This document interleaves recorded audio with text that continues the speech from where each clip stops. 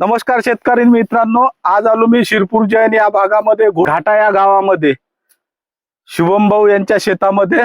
तर नमस्कार शुभम भाऊ. नमस्कार. सर्वप्रथम तुमचा परिचय द्या शेतकरी मित्रांना. नमस्कार, मी शुभम शामराव इंगळे, घाटा जिल्हा वाशिम.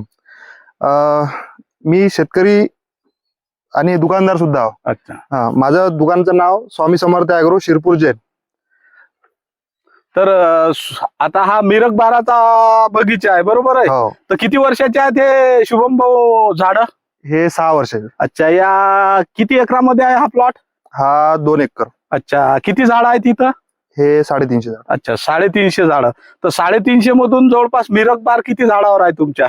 आपल्या झाडावर 150 झाडावर आहे. 150 झाडावर आहे. हो. तर सर्वात पहिले जसं की जून महिन्यामध्ये जे फूट निघते, तर त्या फुटीसाठी तुम्ही वसंत बायोटेकचं कुठलं प्रोडक्ट वापरलं होतं?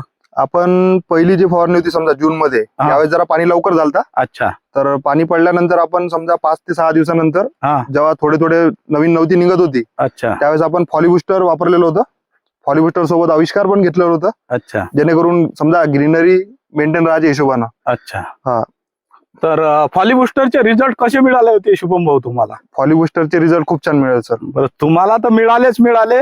बहुतेक तुमच्या भागामध्ये संत्रा भरपूर प्रमाणात घेतल्या जाते, मिरग बार जास्त शेतकरी भर देतात. हो. तर तुमचं स्वतःचं दुकानही आहे, श्री स्वामी समर्थ ॲग्रो एजन्सी शिरपूर जैन येथे, बरोबर आहे? आणि वसंत बायोटेकचे तुम्ही बहुतेक विक्रेतेच आहे.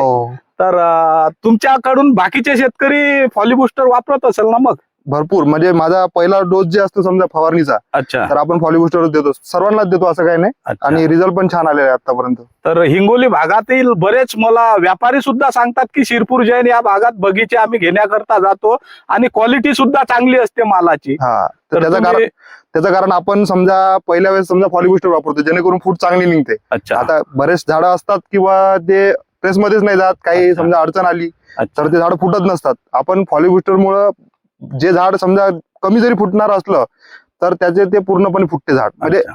जे होणार झाड आहे समजा एक दोन जे फळं असते समजा किंवा झाड फुटत नाही, तर अच्छा. त्याच्यानंतर जेव्हा आपण फॉलीबुस्टर मारतो तर ते झाड पूर्णपणे तुम्हाला फुटलेलं दिसतं.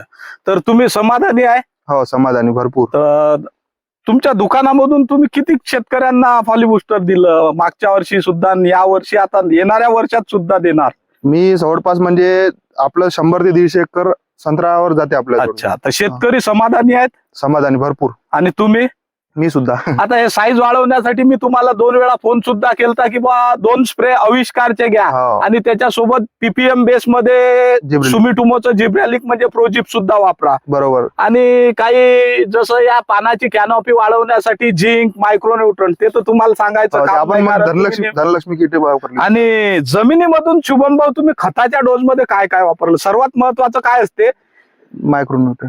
झाड आहे, या झाडाला पानाची संख्या टिकवण्यासाठी आणि पानाची साईज आणि कॅनॉपी टिकण्यासाठी रासायनिक खताची मात्रा हे जरुरीच असते. फुटीच्या आधी आपण खत वापरतोच, प्रत्येक शेतकरी तुमच्या भागात तरी वापरतच असतील. तर जमिनीमधून कोणते कोणते खत दिले होते तुम्ही? आपण पहिल्या वेळेस समजा पहिला जे डोस होता तर समजा फुटल्यानंतरच दिलता आपण. ते सुरुवातीला जरा लेट झालतो आपण.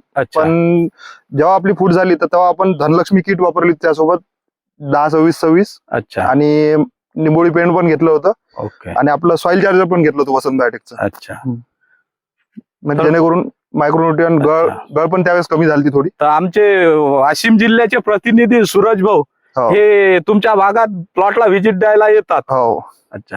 तर सूरज भाऊ, थोडं हे दाखवा शेतकरी बंधूंना साईज वगैरे. आणि बरेच संत्र्याचे प्लॉट हे गळून राहिले आणि साईज सुद्धा वाढलेले नाही, तर क्लोजअप मध्ये दाखवा शेतकऱ्यांना मालाची पोझिशन.